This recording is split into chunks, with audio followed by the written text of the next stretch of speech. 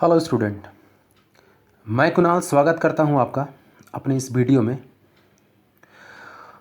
Lockdown के इस माहौल में हम लोग ऑनलाइन पढ़ाई कर रहे हैं और इसी क्रम में मैं आपके लिए कंटिन्यूटी चैप्टर का एक वीडियो लेकर के आया हूं जो कि क्लास 12th का एक टॉपिक है।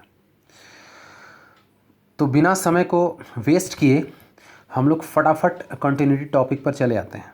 तो चलिए आइए समझते हैं कंटिन्यूटी होता क्या है। जैसा कि डेफिनेशन लिखा हुआ है, a function is said to be continuous in its domain if its graph is a curve without breaks और jumps throughout its domain.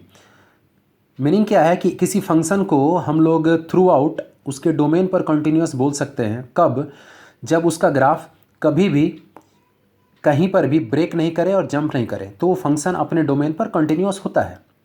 चलिए एक दूसरा डेफिनेशन क्या है कि a function is said to be continuous at a point in its domain if the graph does not have break or jump in the immediate neighborhood of the point।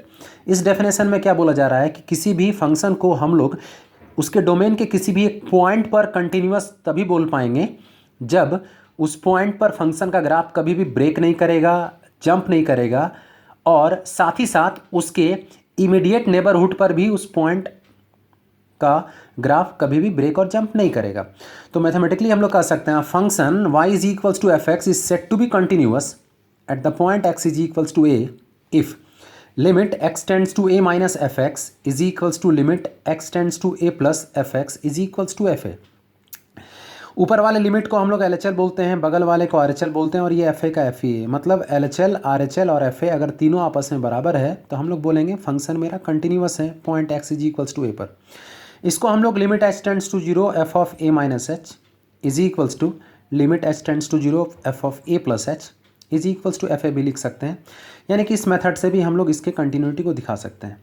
तो मतलब ये हुआ कि अगर हम लोग किसी भी फंक्शन को किसी भी पर्टिकुलर पॉइंट पर कंटिन्यूअस दिखाना चाहते हैं तो उस पॉइंट पर उसका लेफ्ट हैंड लिमिट का वैल्यू, उसके राइट हैंड लिमिट का वैल्यू और उसका फंक्शनल वैल्यू तीनों को इक्वल होना पड़ेगा।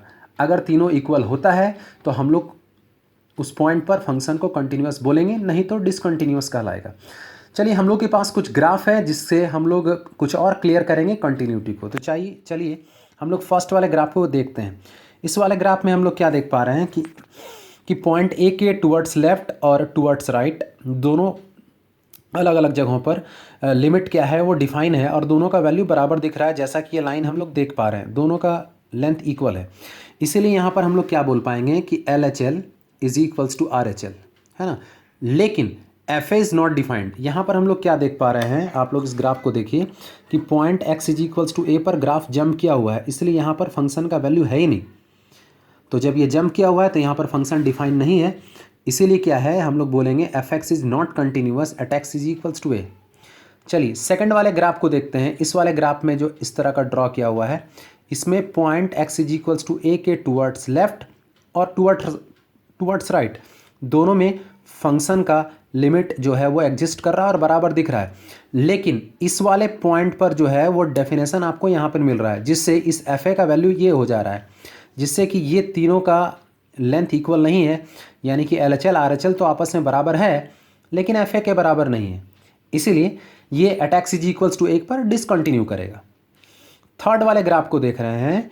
इस थर्ड वाले ग्राफ में कुछ डायग्राम बना हुआ है जहाँ पर पॉइंट ए के टुवर्ड्स लेफ्ट में लेफ्ट हैंड लिमिट मिल रहा है, पॉइंट ए के टुवर्ड्स राइट से राइट हैंड लिमिट मिल रहा है, लेकिन दोनों का लेंथ इक्वल नहीं है, यानी कि दोनों का वैल्यू बराबर नहीं है। लेकिन इस ए पॉइंट का फंक्शनल वैल्यू हम लोग को यहाँ पे मिल रहा है, जिससे इसका लेंथ ये है, यानी कि ऑर्डिनेट का लेंथ ये है। इससे क्या समझ आ रहा है कि L H L R H L तो आपस में बराबर नहीं है, लेकिन F A R H L के बराबर है। तो ऐसा होने से भी फंक्शन कंटिन्यूअस नहीं होगा, ये डिसकंटिन्यूअस ही होगा। तो चौथे वाले ग्राफ पर हम लोग आते हैं। इस वाले ग्राफ पर पॉइंट ए के टुवर्ड्स राइट हम लोग आर एच एल देख पा रहे हैं, पॉइंट ए के टुवर्ड्स लेफ्ट में एल एच एल का कोई भी वैल्यू नहीं मिल पा रहा है, इसलिए यहाँ पर एल एच एल जो है वो डिफाइन नहीं है।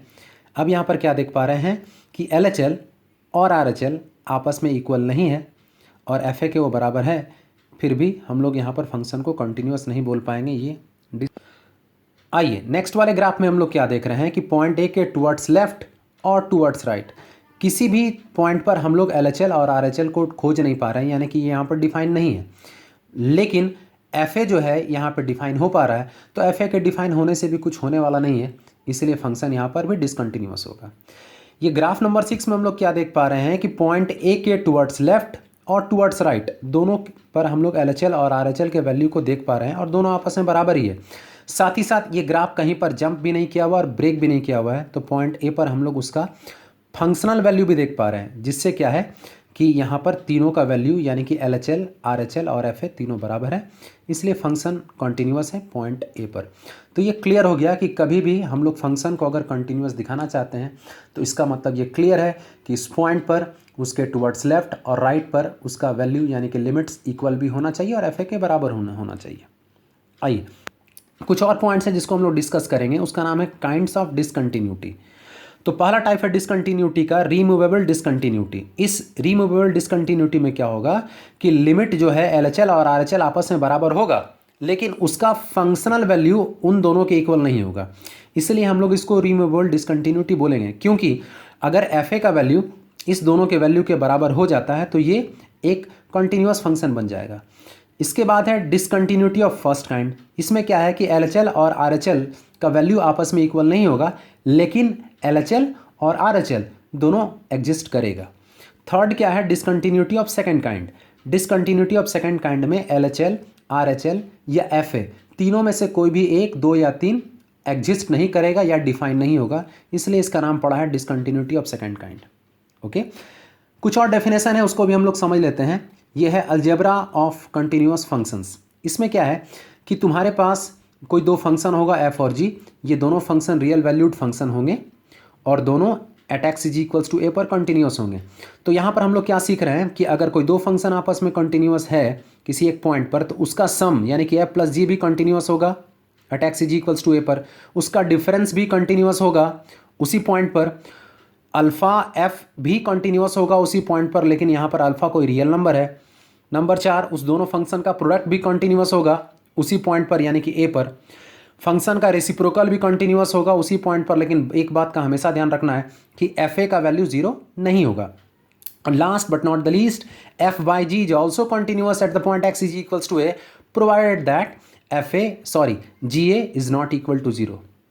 तो इस तरह से ये कंटिन्यूटी का टॉपिक का कुछ पार्ट मैं आप लोग को यहाँ पर समझाया हूँ और उम्मीद कर रहा हूँ मैं कि आप लोग को समझ आया होगा और आप लोग कंटेंट को ठीक से समझ पाए होंगे। ठीक है, अगर आप लोगों को इस पूरे टॉपिक में कंटेंट में कहीं पर भी कोई डाउट है तो आप कमेंट ज़रूर कीजिए। ओके, मैं आपके कमेंट का वेट कर रहा हूँ। Okay, thank you.